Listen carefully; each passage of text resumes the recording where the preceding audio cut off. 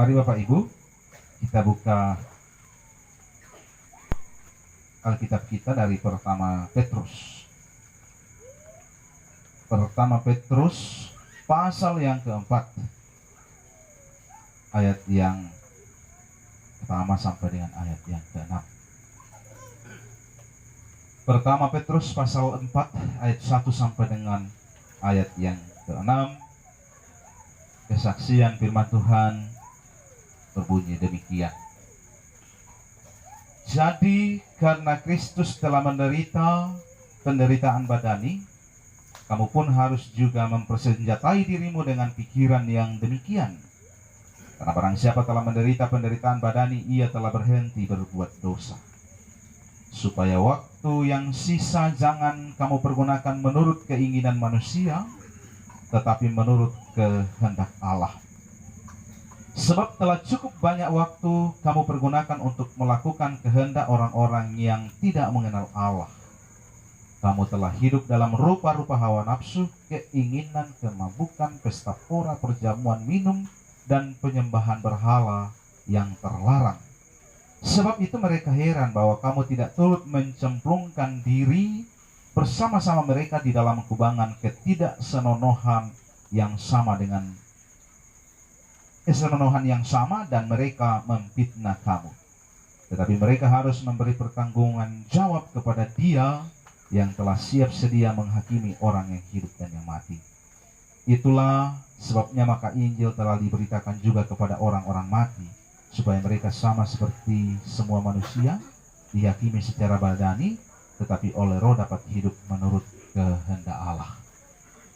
Keluarga dan kita semua, orang yang biasanya juga rata-rata, entah ketika saya berkunjung ke rumah-rumah warga jemaat karena sakit, atau saya juga misalnya sempat berkunjung ke rumah sakit waktu itu, Bapak Ibu, kalau ada orang yang sakit di puskesmas, ya biasanya sini lagu ya tinapinan yang tahu.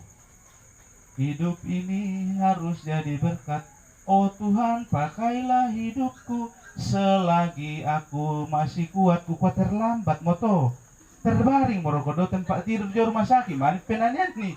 Itu kan Bapak Ibu sudah terlambat ya. Nah, Bapak Ibu Saudara yang sama dikasihi Tuhan, malam ini bersama-sama kita hadir dalam pelataran duka ini. Seperti yang kita tahu bahwa jenazah dari yang terkasih Pak Langge Masumba atau Bapak Pinky ini sebentar lagi akan dibawa ke kampung. Bagi saya Bapak Ibu Saudara, ya bersedih iya, menangis iya, kehilangan iya. Tapi bagi saya ada satu istilah begini mengatakan Bapak Ibu, ketika setiap kelahiran satu anak manusia di dunia ini, maka begitu dia keluar dari rahim ibu, maka yang terjadi pertama adalah tangisan. Tapi orang-orang atau keluarga yang ada di sekitar mereka tersenyum gembira, bahkan tertawa. Tapi ketika seorang anak manusia dipanggil pulang oleh Sang Penciptanya, maka satu orang pergi dengan senyuman berjumpa dengan Sang Penciptanya, tapi ribuan orang bersedih dan merasa kehilangan. Dua hal ini Bapak Ibu Saudara yang sama dikasihi Tuhan, keluargaku yang sedang berduka. Dua hal yang paradoks atau bertentangan ini hendak memberi kesan bahwa ketika kelahiran seorang manusia, mengapa ia menangis? Karena memang kehidupan ini syarat dengan penderitaan. Hidup berkelana di tengah-tengah dunia yang fana ini selalu penuh dengan tantangan, selalu penuh dengan lika-liku, bahkan terkadang mencucurkan air mata, sehingga terkadang kita serasa tidak mampu menjalani hidup ini. Bapak Ibu Saudara yang sama dikasihi Tuhan, lalu kemudian firman Tuhan yang kita dengar bersama malam ini satu surat dari Rasul atau murid Tuhan Yesus bernama Rasul Petrus, yang disampaikan kepada umat-umat Tuhan di Asia Kecil. Di mana itu Asia Kecil Bapak Ibu? Dalam pembacaan ini, atau kalau kita lihat pertama Petrus pasal 1, suratnya Petrus ini ditujukan kepada jemaat Kristen di Asia Kecil, di Pontus, Galatia, Kapadokia, Asia Kecil, dan Bitinia. Nah, bagaimana keadaan atau kondisi orang-orang yang ada di Asia Kecil, orang-orang percaya Bapak Ibu, orang-orang Kristen waktu itu? Rupanya mereka dalam kondisi dan keadaan budaya yang mereka hadapi waktu itu, mereka ada dalam pengaruh budaya Yunani atau apa yang disebut dengan Helenisme. Helenisme mungkin ada di antara Bapak Ibu yang pernah mendengar istilah Helenisme. Itu dari bahasa Yunani kata Hellas atau Helen, yang berarti kalau dalam bahasa Yunani Helen itu perempuan Yunani. Gerakan Helenisme ini Bapak Ibu adalah sebenarnya apa yang disebut dengan Yunanisasi waktu itu dalam sejarahnya. Ya, jadi orang-orang Kristen ada waktu itu di situ. Jadi setelah budaya Helenisme ini hilang Bapak Ibu, maka muncullah apa yang disebut dengan peradaban kekaisaran Romawi kala itu. Nah, kondisi ini, keadaan ini, lalu kemudian Petrus mengirim surat penggembalaan ke sana. Atau firman Tuhan disampaikan. Ia menghendaki agar orang-orang percaya atau orang Kristen sadar betul bahwa memang dalam menjalani hidup ini selalu penuh dengan tantangan, bahkan apa yang disebut dengan penderitaan karena iman kepada Kristus.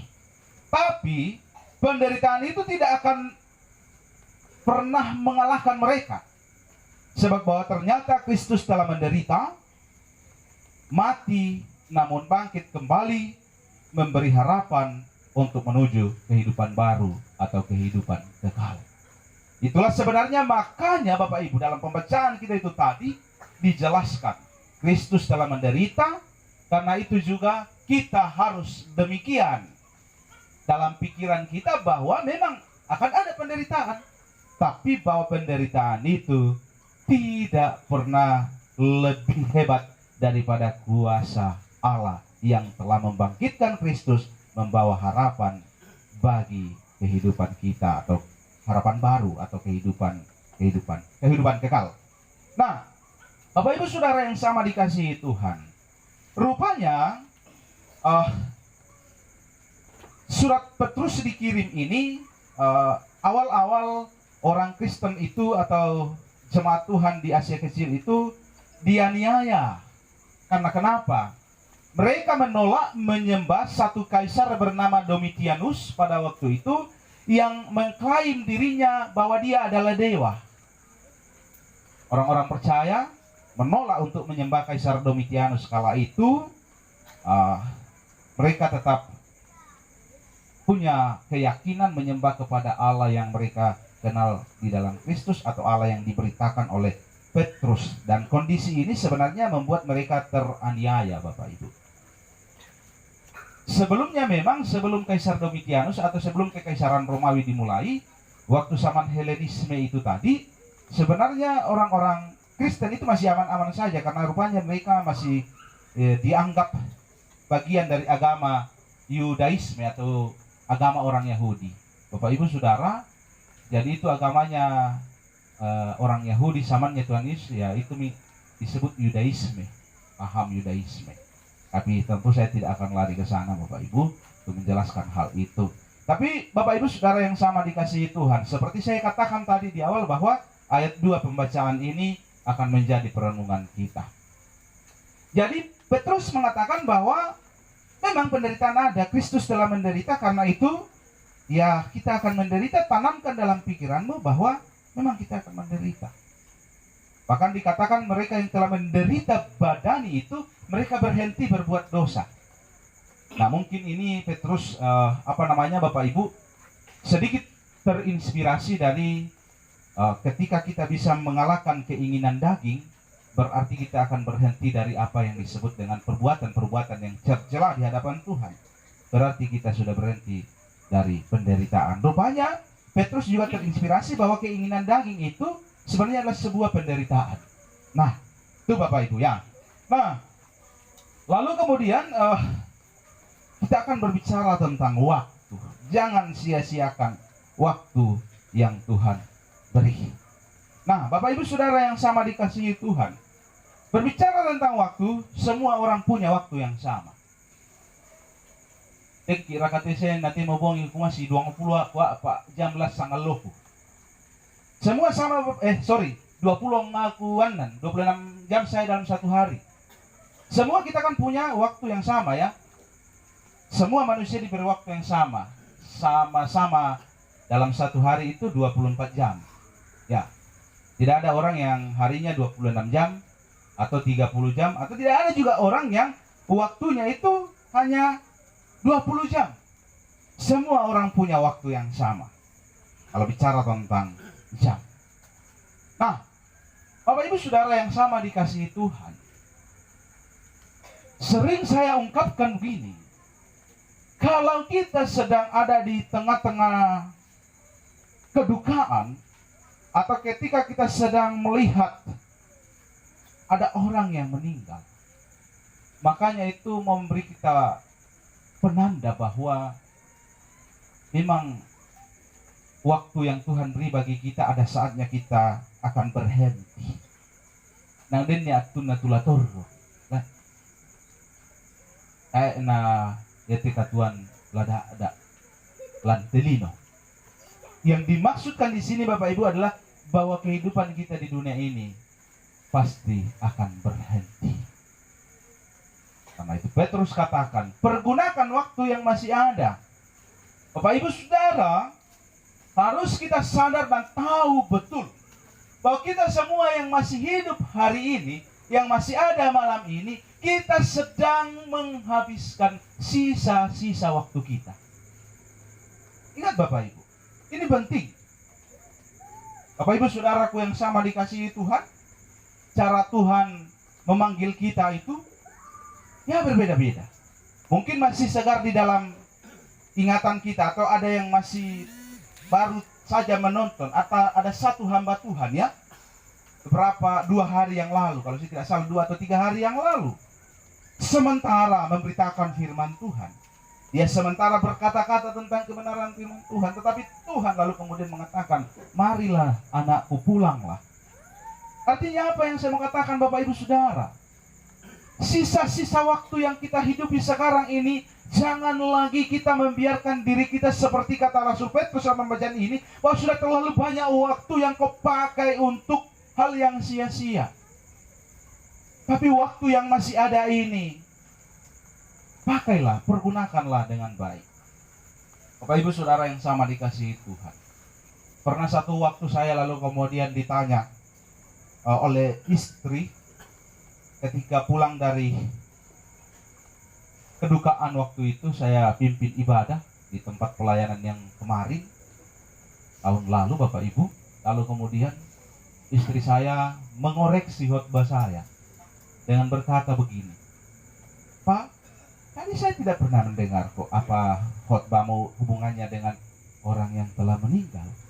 Lalu saya katakan waktu itu, ya memang kalau kita ada di rumah duka itu tandanya tuh mati di khotbah. Yang perlu mendengar firman Tuhan adalah saya dan Bapak Ibu sekalian. Ya kan? Kalau dalam hal ini sekarang Bapak Ibu, orang tua kita, kekasih kita, Bapak Langge Masumba, harus kita yakini bahwa dia telah pulang ke haribaan Sang Pencipta. Iman percaya kita harus mampu meyakini itu, karena ajaran kita mengarahkan kita memang ke situ. Tapi yang persoalan Bapak Ibu Saudara adalah kita yang masih sedang akan menghabiskan sisa waktu kita di tengah-tengah kehidupan dunia ini. Bapak Ibu Saudara yang sama dikasihi Tuhan, di awal saya katakan tadi di lagu itu, jangan sia-siakan waktu yang Tuhan beri. Tapi celakanya, ya saya malah tahu kalau kita masih kuat sehat, kita belum menyanyikan lagu ini. Padahal sebenarnya lagu ini harus dinyanyikan dan diresapi menghidupi kita di saat kita masih kuat dan sehat Bapak Ibu. Katu Bapak Ibu ke ya nang yama di pelampian langan puang matua, kita mohon ke Tuhan ya supaya kita umur panjang. Bayana saya biasa juga bingung-bingung Bapak Ibu. Kenapa semakin orang berumur baru semakin menjadi baik? Ya. Tongan rakatnya kira-kira analisa, mudah-mudahan saya keliru, tapi biasa saya lihat semakin berumur kita semakin baik. Padahal sebenarnya Bapak Ibu, mohon maaf ya, semakin kita berumur sebenarnya dari sisi segala kemampuan itu semakin berkurang. Karena beda tuh kemampuan berpikirnya Bapak Ibu. Mohon maaf kalau ada orang tua ya, kita bersyukur orang tua kita ada. Tetapi ini saya mau menggugah kita untuk betul-betul Bapak Ibu Saudara, jangan membiarkan waktu itu berlalu begitu saja. Bapak Ibu Saudara, kalau semakin bertambah umur, semakin kemampuan dalam segala hal itu berkurang. Entah berpikir, entah melakukan tindakan atau aktivitas fisik, itu semakin berkurang.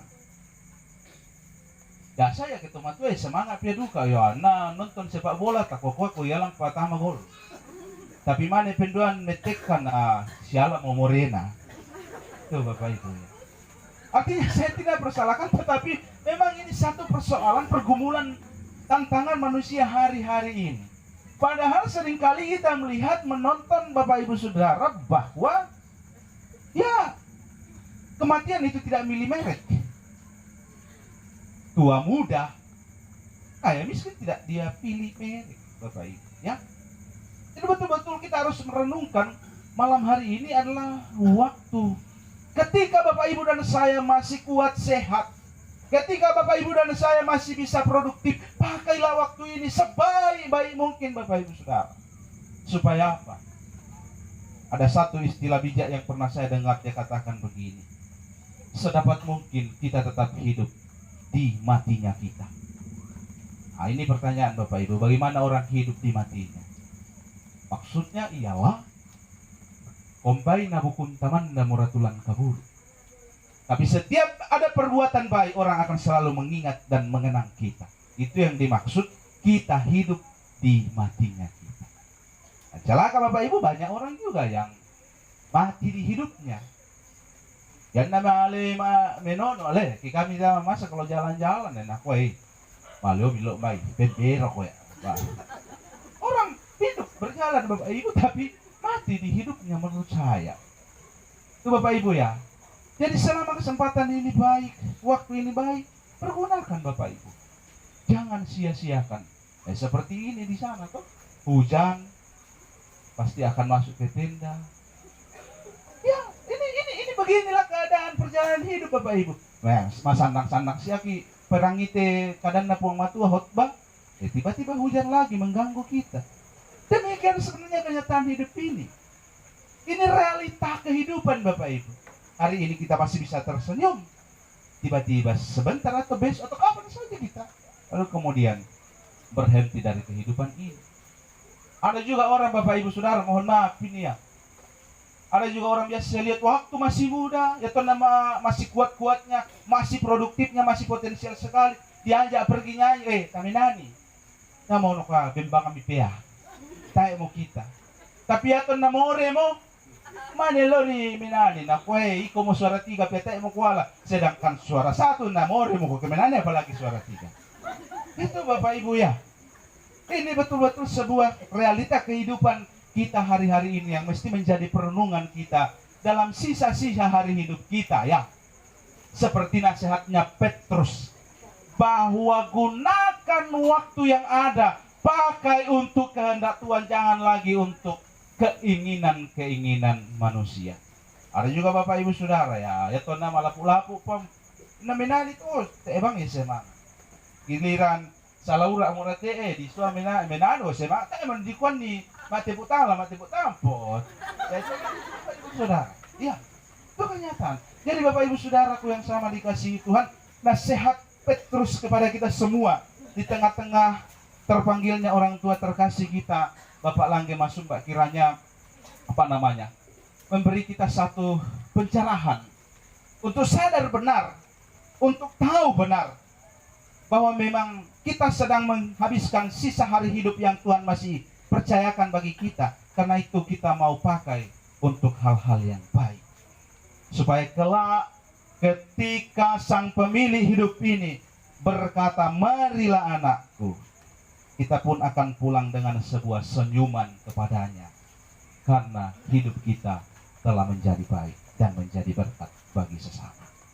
Kiranya firman Tuhan ini memberi kita satu pencerahan untuk betul-betul meresapi hidup ini, mempergunakan hidup ini untuk hal-hal yang baik bagi sesama dan untuk mempermuliakan Tuhan. Amin.